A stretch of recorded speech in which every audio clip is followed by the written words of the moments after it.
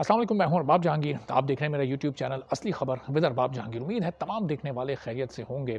तो ईद उल फितर पर जो मूवीज़ पहले से प्लान थी, जिन्होंने उस डेट को बुक किया हुआ था, अब आहिस्ता आहिस्ता वो ईद उल फितर की डेट को छोड़कर आगे शिफ्ट होती जा रही हैं। पहले दिल्ली गेट ने, जो कि पाकिस्तान की एक मोस्ट अवेटेड मूवी थी, उसने अपनी डेट को आगे किया, पोस्टपोन किया। और अब हमने देखा कि दादल, वो भी एक मोस्ट अवेटेड मूवी है, जिसमें एक डिफरेंट स्टोरी लाइन है, एक फीमेल बॉक्सर की कहानी और उसके साथ साथ एक गैंग वॉर के कनेक्शन के साथ कुछ ज़बरदस्त ये स्टोरी लगती है।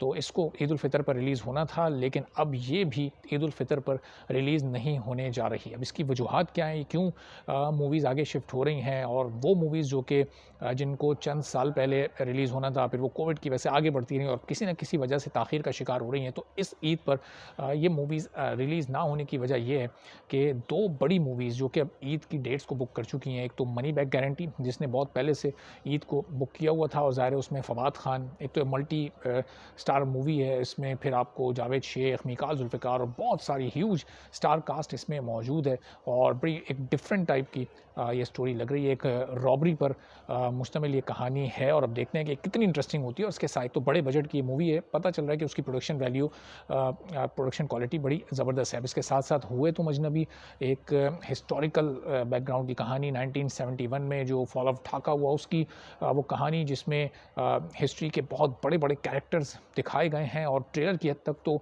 बहुत ज़बरदस्त इसके रिव्यूज़ सामने आ रहे हैं, चूँकि ट्रेलर इसका ख़ासा अच्छा है। सिर्फ़ उसमें एक बड़े स्टार की कमी, एक ह्यूज स्टार जो फवाद खान टाइप का, जो कि उस पूरी मूवी को अपने कंधों पर लेकर चल सके, एक ऐसे स्टार की कमी उसमें नज़र आ रही है। मीकाल जुल्फ़िकार उसमें मेन लीड के तौर पर मौजूद हैं। तो ये 2 मूवीज़ जब आ गईं, तो इसके बाद फिर दिल्ली गेट और दादल को अपनी डेट्स को पोस्टपोन करना पड़ा, चूँकि मोस्ट अवेटेड मूवीज़ जो होती हैं, फिर उनका बिज़नेस करना बड़ा ज़रूरी होता है। चूँकि अगर वो बिज़नेस नहीं करेंगी, तो फिर अगर फ्लॉप ज़ोन में आ जाएँगी, तो एक तो उनकी कॉस्ट, चूँकि जितना टाइम बढ़ता रहता है तो फ़िल्म की, मूवी की कॉस्ट बढ़ती रहती है, तो उसका बजट बढ़ता रहता है। तो इसके लिए अच्छा बिज़नेस ज़रूरी होता है, और उस अच्छे बिज़नेस के लिए ज़रूरी है कि आप क्लैश के बगैर किसी ऐसे मौके पर फ़िल्म रिलीज़ करें जब बाकी मूवीज़ रिलीज़ होने में थोड़ा वक़्त हो। अब ये जो रमज़ान से पहले का पीरियड था, ये बहुत सारे प्रोड्यूसर्स और बहुत सारी टीम्स ने इसको मिस कर दिया, वरना दादल या दिल्ली गेट में से एक मूवी इसमें रिलीज़ हो सकती थी।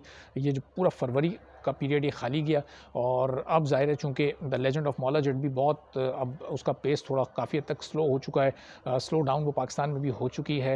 एक कंसिस्टेंट अपने पेस के साथ वो चल रही है, लेकिन कोई नई मूवी अब अगर इस वक्त आती, तो उसके लिए बड़ा अच्छा होता कि वो तमाम स्क्रीन्स को कैप्चर कर सकती थी। लेकिन ये पूरा मौका सब ने ज़ाय कर दिया, और सब ने ईद से उम्मीदें लगा कर रखी कि ईद पर हम मूवी रिलीज़ करेंगे, और एक बड़ा फेस्टिवल होता है, तो उस पर बड़ा बिज़नेस कर सकेंगे। लेकिन चूँकि मल्टीपल फ़िल्म्स जमा हो गई और सब ने अपनी-अपनी तौर पे ईद की डेट्स को लॉक किया, तो अब उसके बाद कॉम्पिटिशन इतना टफ़ हो गया कि आहिस्ता-आहिस्ता अब मूवीज़ को वो डेट फिर छोड़नी पड़ी है। अब जो बड़े बैनर्स हैं, जो बड़े स्टार्स हैं, वो ज़ाहिर है अपनी डेट पर स्टिक कर रहे हैं, वो रुके हुए हैं।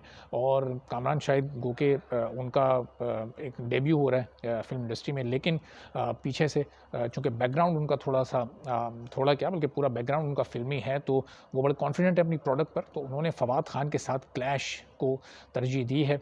और अब देखते हैं कि इन दोनों मूवीज़ में से कौन-सी मूवी ज़्यादा बड़ी हिट साबित होती है। बाकी मूवीज़ के लिए आगे फिर स्पेस फिर एकदम से श्रिंक होना शुरू हो जाएगा, क्योंकि जब ईद की ये 2 मूवीज़ अपना बॉक्स ऑफिस रन कंप्लीट करेंगी, उसके बाद थोड़े अरसे बाद बकरा ईद आ रही होगी, और फिर बकरा ईद पर रिलीज़ के लिए ऑलरेडी ये भी बेबीलिशियस ने वो डेट बुक की हुई है। 1-2 मूवीज़ अगर और बुक कर लेती हैं, तो फिर 2-3 मूवीज़ का क्लैश हो जाएगा।